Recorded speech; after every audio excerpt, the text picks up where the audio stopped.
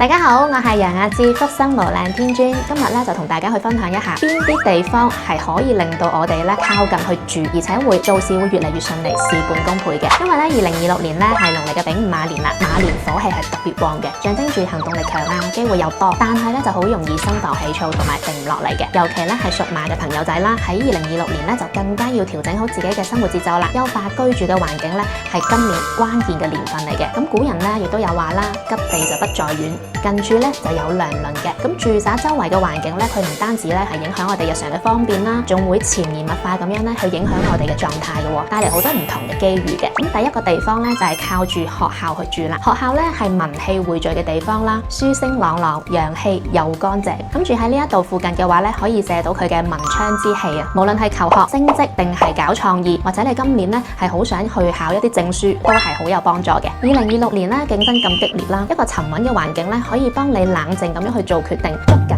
關鍵嘅機會。咁第二個地方咧就可以挨住公園或者係綠地住咧，因為咧公園入邊咧綠樹成蔭啦，空氣又清新啦，就係一個天然嘅減壓場嚟嘅。咁喺馬年火咁旺嘅情況之下咧，個人咧其實好容易上火啊、失眠啊，每日去散10分鐘步，又可以放鬆心情，身體嘅素質咧亦都可以跟得上，而且咧綠地開闊，形成咗咧喺風水入邊嘅一個叫做明堂嘅格局。咁呢一個咧就好似象徵住主人前途光明、人緣旺、人氣足。咁第三個咧係靠近地鐵口啦，只要步行10分鐘之內可以去到地鐵口或者係巴士站嘅，出行咧都係非常高效嘅。要知道啦，慳翻啲時間咧，其實咧就係喺度積累緊財富嘅。但係咧就千祈要記住啦，唔好咧正對住一啲高架橋啦、隧道口啦，亦都唔好靠紅綠燈密集嘅路段，噪音啦同埋車流太大咧，亦都會擾亂到心神嘅，反而咧會形成一個叫做動煞，帶嚟咧會唔係咁好嘅影響嘅，特別喺情緒上。第四嘅話咧，可以靠近成熟嘅商圈，商圈裏邊咧人來人往啦，陽氣係特別旺盛嘅，屬於風水入邊嘅旺地。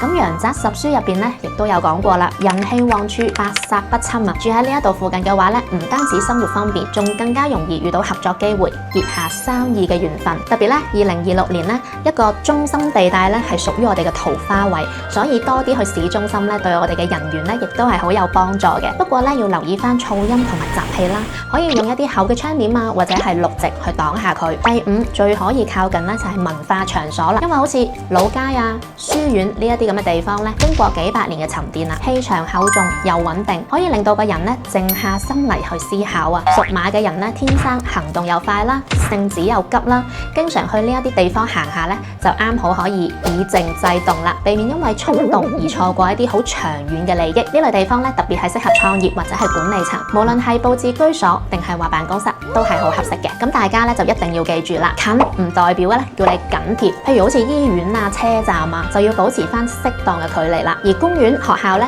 就越近越好。揀樓嘅時候咧，將便利、安靜同埋人氣呢3點去平衡好，先至咧係最理想嘅住所。如果咧你有任何家居環境相關嘅問題咧，都歡迎 subscribe 我哋嘅。我係楊雅智，福生無量天尊。